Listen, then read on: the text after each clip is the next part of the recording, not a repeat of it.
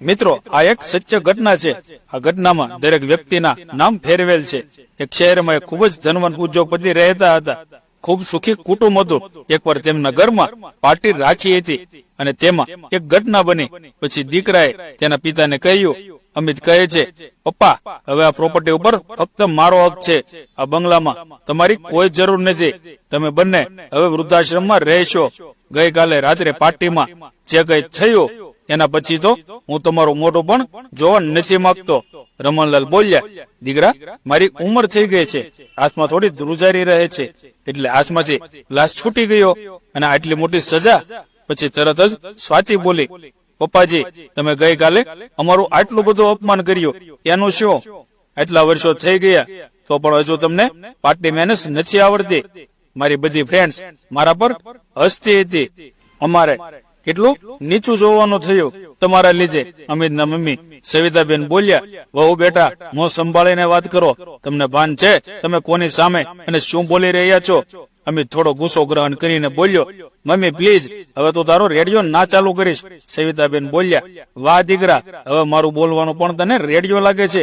પછી રમણલાલ તેના દીકરાને કહે છે, દીકરા, અમારા ઉછેરમાં ક્યાં ખામી રહી ગઈ તે તું આજે અમને આ દિવસ બતાવે છે? અમિતે તરત જ જવાબ આપ્યો, પપ્પા પ્લીઝ, તમારે લઈ જવાનો સામાન પેક કરી દો. કાલના કાલ ડ્રાઈવર તમને મૂકવા આવશે. અને હા, જતી વખતે તમારા બંનેના મોબાઈલ મને આપતા જજો, નહીં તો આખી દુનિયામાં તમે મને બદનામ કરી દેશો. અને સ્વાતિ, તું રૂમમાં આવ, મારી એક ફાઇલ નથી મળતી અને પેલી યુરોપ વાળી પાર્ટીનો વિડીયો કોલ આવવાનો છે, તો તું પણ મારી સાથે એ મીટિંગ અટેન્ડ કરે તો સારું. 1 કલાક પછી રમણલાલ અને એમના પત્ની સવિતાબેન ઘર છોડીને જઈ રહ્યા છે. નાના, છોડીને નહીં, રીતસરના કાઢી મુકાયા છે. એમના પોતાના ઘરેથી અમિત કે સ્વાતિ એમને છેલ્લી વાર આવજો કહેવા પણ ના આવ્યા. હજુ રૂમનો બારણો બંધ કરીને અંદર બિઝનેસ મીટિંગ કરી રહ્યા છે. આ ઘર બનાવવા માટે બંને કેટલું દુઃખ વેઠ્યા છે. આ જીવનના સારા નરસા દરેક દિવસો આ ઘરમાં કાઢ્યા હતા. અને એક ઝાટકે દીકરાએ ઘરમાંથી કાઢી મૂક્યા. સવિતાબેનના પગ નહોતા ઉપડતા. બંને છેલ્લી વાર ઘરને જોઈને ખૂબ રડ્યા. છેવટે ઘર બહાર ઉભેલી ગાડીમાં બેઠા સામાન ડ્રાઈવર ગાડીમાં મૂકી દીધો હતો. ગાડીમાં આગળની સીટ પર ડ્રાઈવર સાથે એમનો નોકર રાજુ પણ બેઠો હતો. વર્ષોથી રમણલાલ સાથે રહેતો હતો. જ્યાં શેઠ ત્યાં રાજુ, તે પણ રમણલાલ સાથે ઘરમાંથી નીકળી ગયો. ગાડી નીકળી પડી વૃદ્ધાશ્રમ જવાને રસ્તે અને રમણલાલની જૂની યાદોમાં ખોવાઈ ગયા. રમણલાલ સ્વભાવે સરળ અને દિલદાર વ્યક્તિ હતા. કોઈનો દુઃખ ન જોયું, ન સહન થાય, તરત જ તેમનાથી બનતી મદદ કરી દેતા હતા. એમનો એકનો એક દીકરો અમિત વર્ષો પહેલા હાઈવે પર અકસ્માતમાં એના માતા પિતાને ગુમાવી દીધા હતા. અડધી રાતે થયેલા અકસ્માતમાં કારની બહાર પંગોળાયેલી અમિતને બહાર પડ્યો હતો. ત્યારથી કારમાં પસાર થતા દંપતીએ જોયું કારમાં બીજા 4 વ્યક્તિ હતા, તે બધા મૃત્યુ પામ્યા હતા. સવિતાબેનની જીત સામે હારીને રમણલાલ એને ઘરે લઈ આવેલા. ત્યારે અમિત ફક્ત 6 મહિનાનો હતો. રમણલાલ અને સવિતાબેનને સંતાન ન હતા, એટલે અમિતને ભગવાનનો આશીર્વાદ સમજીને ખૂબ લાડકોડથી એને ઉછેરેલો. રમણલાલ મોટા ઉદ્યોગપતિ હતા, પૈસા ટકે સુખી માણસ. પાણી માંગે તો દૂધ મળે એવી જાઓ જલાલીમાં ઉછેરેલો અમિત સ્વભાવે ખૂબ શાંત હતો. કોલેજમાં સાથે ભણતી સ્વાતિને દિલ દઈ બેઠો હતો, પણ સ્વાતિને કહેવાની હિંમત નહોતી.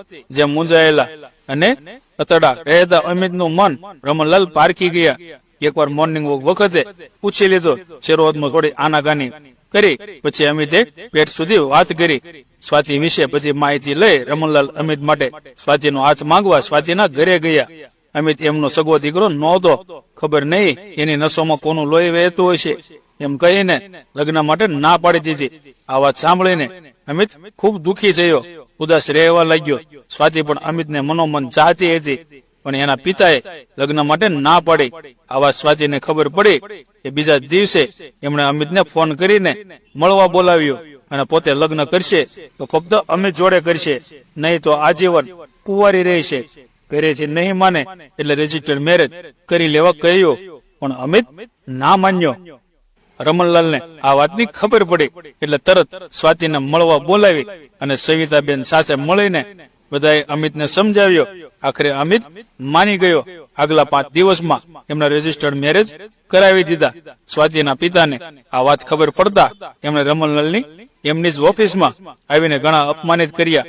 રમણલાલ સામે પોલીસ ફરિયાદ પણ નોંધાવી કે બંને બાપ દીકરાએ મળીને એમની દીકરીને ઘરથી ભગાડી ગયા છે. છાપાઓમાં સમાચાર છપાવ્યા. આજે રમણલાલે ધંધામાં ખૂબ જ નુકસાન થયું, પણ રમણલાલે બધું મૂંગા મોઢે સહન કરી લીધું, કારણ કે એમના માટે દીકરાની ખુશી પ્રથમ હતી. આ રસ્તો વૃદ્ધાશ્રમ તો નથી જતો. અબ્દુલભાઈ, લાગે છે તમને અમિતે કહ્યું નથી કે એમને વૃદ્ધાશ્રમ મૂકવા આવવાના છે? સવિતાબેનના અવાજથી રમણલાલની તંદ્રા તૂટી. રમણલાલ બોલ્યા, અબ્દુલ, આ રસ્તો તો તારા ઘર તરફ જાય છે. તારે કઈ કામ હોય તો પૂરું કરી દે, અમારે જલ્દી નથી. હવે તો અમે સાવ નવરા છીએ. વાક્ય પૂરું થાય તે પહેલા તો ગાડી એક ઘર આગળ આવીને ઉભી રહે છે, અને એ એમના ડ્રાઈવર અબ્દુલનું ઘર છે. ગાડીમાંથી સામાન ઉતારે છે. અબ્દુલ બોલ્યો, ભાઈજાન, આ બધું તમારું આપેલું જ છે. તમને હું મારા માટે મોટા ભાઈ માનું છું. તમારા બંગલા જેવી સુવિધાઓ તો નથી, પણ વૃદ્ધાશ્રમ કરતા તો સારું છે. રમણલાલ બોલ્યા, ના અબ્દુલ, અમારે તને તકલીફ નથી આપવી. પછી અબ્દુલે કહ્યું, મોટા ભાઈ, આ કેવી વાત તમે કરી? હું તમારો તો મારી જાતને ભાગ્યશાળી સમજીશ કે તમે મારા ઘરે રહેશો. ભાભીજાન, તમે સમજાવો ભાઈજાનને, અહીં રહી જાઓ. સવિતાબેન પણ કઈ બોલવાની હાલતમાં ન હતા. ડ્રાઈવર અબ્દુલ અને રમણલાલ વચ્ચે આ મુદ્દે વાત થતી હતી. ત્યાં ઘર આગળ બીજી ગાડી આવીને ઉભી રહી. એમાંથી સ્વાતિ ઉતરી આવીને ડ્રાઈવરને ખખડાવી નાખ્યો. તને આ લોકોને ક્યાં મૂકી આવવાનું કીધું હતું, અને તું ક્યાં લઈ આવ્યો? અમે લોકોએ પ્લાન બનાવ્યો હતો કે આ બંનેને વૃદ્ધાશ્રમમાં મૂકીને મીડિયામાં અફવા ફેલાવી દઈશું કે બંને વર્લ્ડ ટૂર પર ગયા છે, અને તું અહીં લાવીને લોકોની સામે ઇજ્જત ઉછાળવા માંગે છે. આ તો સારું થયું હું અહીંથી જતી હતી, અને આ કાર અહીં જોઈ તો મને ખબર પડી. લાગે છે કે તને તારી નોકરી વહાલી નથી. હંમેશા અબ્દુલે ચાચા કહીને વાત કરતી સ્વાતિ આજે તુકારા સાથે ખખડાવી રહી હતી. રમણલાલ અને સવિતાબેન પણ અચંબામાં પડી ગયા, પણ બીજી પળે સમજી ગયા કે માતા પિતા સમાન સાસુ સસરાને અપમાનિત કરનારી સ્વાતિ ડ્રાઈવર સાથે આવું વર્તન કરે એમાં કોઈ નવાઈ નથી. રમણલાલે અબ્દુલને બચાવવા માટે તરત સ્વાતિને કહ્યું, એ તો ત્યાં જ લઈ જતો હતો, પણ મને મીઠી સેવ ખાવાનું મન થયું, એટલે જે અમને અહીં લઈ આવ્યો છે. ખાઈને તરત અમે જઈએ છીએ. તરત જ સ્વાતિ ગુસ્સામાં બોલી, હવે આ જીભના ભસકા છોડી દો. આટલી ઉંમરે પણ મોં નથી છૂટતો. ઊંડા લાગો છો, અને અબ્દુલ, તારે નોકરી પર આવવાનું હોય તો આ બંનેને હમણાં જ ત્યાં મૂકી આવ. અબ્દુલ બોલ્યો, પણ બેટી, અમને ખાઈ તો લેવા દે, પછી હું મૂકી આવીશ. સ્વાતિને વધારે ગુસ્સો આવ્યો, અને તે બોલી, ડ્રાઈવર છે તો ડ્રાઈવર બનીને જ રહે. બેટી બેટી કહીને બાપ બનવાની કોશિશ ના કરીશ. હવેથી મને મેડમ કહીને વાત કરજે, સમજ્યો? અબ્દુલને વાત સાંભળી ખૂબ દુઃખ થયું, અને તેને કહ્યું, તને શું થઈ ગયું છે બેટી? કેમ આવું વર્તન કરે છે? સ્વાતિ બોલી, લાગે છે તું આમ નહીં માને. કાલથી? ના, કાલથી શું, આજથી જ, હમણાંથી જ. તાર નોકરી આવવાની કોઈ જરૂર નથી. તારો નીકળતો પગાર એકાઉન્ટમાં જમા થઈ જાય છે.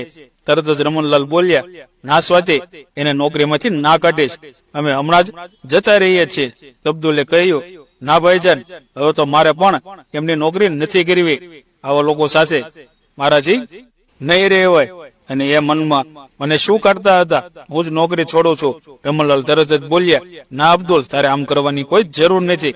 મને મોટા ભાઈ માને છે ને, હું કહું છું, જેમ વર્ષો સુધી તું વફાદારીથી મારી સાથે રહ્યો એવી રીતે અમિત સાથે રહેજે. અબ્દુલ બોલ્યો, ભાઈજાન, તમે આ સારું નથી કરી રહ્યા, પણ તમારી આજ્ઞા સમજીને હું નોકરી કરીશ. રમણલાલ અને સવિતાબેન સાથે રાજુ પણ વૃદ્ધાશ્રમમાં સાથે રહે છે.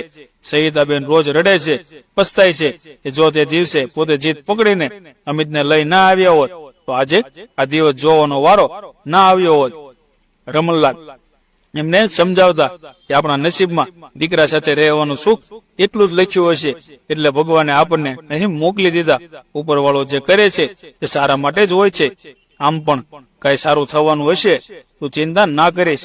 પોતે પત્નીને તો દિલાસો આપે છે, પણ અંદર ને અંદર એક વાત એમને કોરી ખાય છે કે હજી બહુ દીકરા એમનો પરિયો બોલ ઝીલી લેતા, અને તે બંને આમ અચાનક કેમ બદલાઈ ગયા? 2 દિવસથી બંને થોડા ટેન્શનમાં હતા. ધંધામાં કોઈ નુકસાન કે કોઈ એવી કોઈ પણ વાત હોય તો અમિતને મને કહ્યા વગર ના રહે. છેલ્લા કેટલાક સમયથી ધંધો બહુ દીકરા જ સંભાળતા હતા. બની શકે કે અમને લોભ જાગ્યો હોય. લોભ જાગે તો પણ આવું પગલું કેમ ભર્યું? મારા ગયા પછી આ બધું એમનું છે ને. રોજ સવાર પડે ને અમને વિચાર આવવા લાગતા કે એકવાર ઘરે ફોન પણ કરી જો. કોઈએ ઉઠાવ્યો જ નહીં. વૃદ્ધાશ્રમનો નંબર જોઈને કદાચ ના ઉઠાવ્યો હોય. હવે એ બંને વાત કરતા પણ રાજી નથી. આટલી બધી નફરત. આમને આમ કોઈ 1 મહિનો પસાર થઈ ગયો. એક દિવસ સવારમાં એમનો નોકર રાજુ ગાયબ થઈ ગયો. કઈ પણ કીધા વગર ખબર નહીં ક્યાં ચાલ્યો ગયો હશે. રાજુ અચાનક ક્યાં ગાયબ થઈ ગયો? રમણલાલ સવિતાબેન ને કહે છે, મને રાજુની ખૂબ ચિંતા થાય છે, ક્યાં ગયો હશે? સવિતાબેન બોલ્યા, હવે મૂકો ને એની પળજોળ. એ કોઈ નાનો કિલોલ થોડો છે કે ખોવાઈ જવાનો. પહેલાનો વખત અલગ હતો. વર્ષોથી આપણી સાથે જાહો જલાલીમાં રહેલ રાજુને અહીં વૃદ્ધાશ્રમમાં ના ફાવે. જોશમાં આપણી સાથે અહીં આવી ગયો હશે. હવે ના ફાવ્યો તો પાછો બંગલે ગયો હશે. રમણલાલ કહે, ના સવિતા, રાજુને રૂપિયાની એ સુવિધાનો મોહ નથી. હું વર્ષોથી ઓળખું છું. પછી સવિતાબેને કહ્યું, એ વર્ષોથી તો તમે તમારા દીકરાને પણ ઓળખતા હતા ને. કપરી પરિસ્થિતિમાં જ ખબર પડે કોણ આપણું છે અને કોણ પારકું. સગો દીકરો નાના એ સગો દીકરો ક્યાં છે? વર્ષોથી પોતાના સમજીને ઉછરેલા દીકરાને આપણો નથી રહ્યો. તે પારકા રાજુની શું આશા રાખવી? રમણલાલ બોલ્યા, સવિતા, આ તમે શું બોલી રહ્યા છો? ભલે અમિતે તમે જન્મ નથી આપ્યો, પણ તેને સગા દીકરાથી વધારે મોટો અને લાડકવાયો મોટો કર્યો છે. પછી સવિતાબેને કહ્યું, લાડકોડનો સરસ બદલો વળ્યો છે. અમિતે સવિતાબેને રડવા લાગ્યા.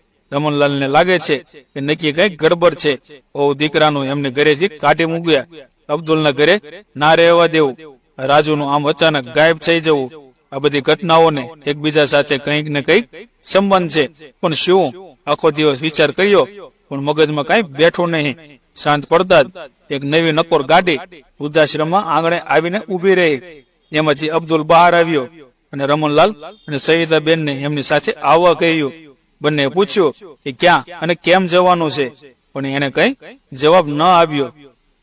ફક્ત ગાડીમાં બેસી જવા કહ્યું. સવિતાબેન ને થયું, અત્યાર સુધી તો વહુ દીકરો ઓર્ડર કરતા હતા, હવે તો લો અબ્દુલ પણ ઓર્ડર કરવા લાગ્યો. અબ્દુલે કહ્યું કે પોતે ઓર્ડર નથી કરતો, બસ તમને મારા પર ભરોસો હોય તો કઈ પણ બોલ્યા વગર ગાડીમાં બેસી જાઓ.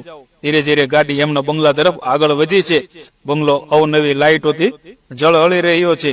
ખૂબ સુંદર રીતે શણગારો છે. સવિતાબેને છણકો કર્યો, હવે હું બધું સમજી ગઈ કે ઘરે પાર્ટી રાખી છે. બહારથી ક્લાયન્ટ આવવાના હશે. એમની હાજરીમાં અમિતને નીચું ના જોવું પડે એટલે પ્રસંગ સાચવવા પૂરતા આપણે બોલાવ્યા છે, પણ હું એ પાર્ટીમાં નહીં આવું. રમણલાલ બોલ્યા, પરિસ્થિતિ જાણીએ સમજ્યા વગર જ તમે કેમ આવું તારણ કાઢો છો? ઘરે જઈએ જોઈએ શું છે, પછી વિચારશું. સવિતાબેન તરત બોલ્યા, તમને હજુ એ લોકો પાસેથી કોઈ આશા છે? રમણલાલ કહે, હા, એ મારો દીકરો છે. ચાલો હવે ઘર આવી ગયું, ગાડીમાંથી ઉતરો. ગાડીનો અવાજ સાંભળીને તરત સ્મિતા બહાર દોડી આવી. પૂજાની થાળી મંગાવી અને બંનેને આરતી ઉતારી પગે લાગી અને બોલી, આવો પપ્પાજી, મમ્મીજી, તમારા ઘરમાં તમારું સ્વાગત છે. આ ઘર તમારા વગર નહોતું. હવે તમે ક્યાંય પણ જવાની જરૂર નથી, અહીં જ રહેવાનું છે. સવિતાબેન બોલ્યા, કાચીડાની જેમ રંગ બદલતા તને સરસ આવડે છે. બોલ, હવે અમને અહીં બોલાવવાનું કારણ શું છે? સ્મિતા બોલી, સાચી વાત છે મમ્મીજી, જીવનમાં ઘણી વાર પરિસ્થિતિ એવી થઈ જાય છે કે માણસને બદલાવવું પડે છે. સવિતાબેન બોલ્યા, હા, એટલે જ અમને બોલાવવા પડ્યા હશે. સાચી વાત છે, હવે તારી ફિલોસોફી રહેવા દે અને કારણ બોલ. સ્વાતિ બોલે, મમ્મીજી, અમે જે કઈ પણ કર્યું છે એ તમારા અને પપ્પાજી માટે કર્યું છે. સવિતાબેન કહે, વાહ, અમને અમારા જ ઘરમાંથી કાઢી મૂકીને વૃદ્ધાશ્રમમાં મૂકી આવ્યા, એ અમારા માટે કર્યું છે. રમણલાલ તરત બોલ્યા, હવે તમે એમની વાત તો સાંભળો. બહુ ઉતાવળા છો તમે. બોલો સ્મિતા, કેમ આવું પગલું ભરવું પડ્યું? સ્મિતા બોલી, પપ્પાજી, આપણી જ કંપનીના એક કર્મચારીએ કંપનીમાં ઘણા સમયથી ગોટાળો ચાલુ કર્યો હતો. આપણી કંપનીની પ્રોડક્ટના બોક્સમાં ગેરકાયદેસર દાણચોરીનો માલ લાવતો અને જતો હતો. એમને એની ખૂબ મોડી ખબર પડી ત્યારે ખૂબ મોડું થઈ ગયું હતું. સરકાર આપણી કંપની ઉપર કાયદેસર કાર્યવાહી હાથ ધરે ત્યારે કંપનીના ઓનર એટલે કે તમે અથવા અમિત બેમાંથી કોઈ એક જેલ ભેગા થવું પડે. આ મુદ્દે આપણા વકીલ સાથે વાત કરી. તેમણે કહ્યું કે આપણે ગમે તેમ કરીએ તો પણ ઓછામાં ઓછા 3 દિવસ તો જેલમાં કાઢવા જ પડશે. હવે અમારી પાસે ફક્ત એક રસ્તો હતો, તમે બેમાંથી એક કોઈ જેલના હવાલે થાય. આખી જિંદગી તમે માથું ઊંચું રાખીને જીવ્યા છો, પણ અમારા લગ્ન માટે તમે જીવનમાં પહેલી વાર મારા પપ્પા સામે નમ્યા હતા. તમારા માટે અમિતની ખુશી જ સૌ પ્રથમ હતી. અમારા ઉંમરે તમને જરા પણ દુઃખ નહોતું.